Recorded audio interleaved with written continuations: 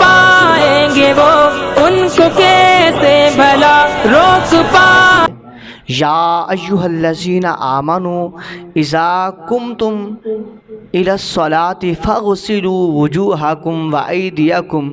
الی المرافق وامسحوا برؤوسکم وارجلکم الی الکعبین۔ اے ایمان والو، جب تم نماز پڑھنے کا ارادہ کرو اور وضو نہ ہو تو اپنے منہ اور کونیوں تک ہاتھوں کو دھوؤ اور سروں کا مسح کرو اور ٹخنوں تک پاؤں کو دھوؤ۔ تو احباب ذی وقار، قرآن پاک میں اللہ تبارک و تعالیٰ نے یہ وضو کے بارے میں فرمایا ہے، اور اسی آیت کریمہ میں وضو کے چاروں فرائض جو ہے وہ داخل کر دیے گئے ہیں۔ حدیث پاک میں حضرت عبداللہ ذابحی رضی اللہ تعالی عنہ سے روایت ہے کہ نبی کریم صلی اللہ علیہ وسلم نے ارشاد فرمایا، بندہ مومن جس وقت وضو کرتا ہے تو کلی کرتے وقت اس کے منہ سے گناہ نکل جاتے ہیں، اور جب وہ ناک میں پانی ڈالتا ہے تو اس کی ناک سے گناہ نکل جاتے ہیں، اور جب وہ چہرہ دھوتا ہے تو اس کے چہرے کے گناہ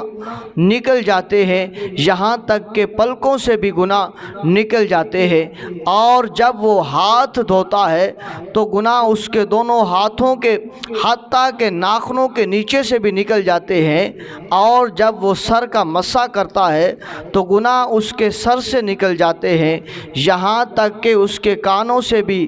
جب پاؤں دھوتا ہے تو گناہ اس کے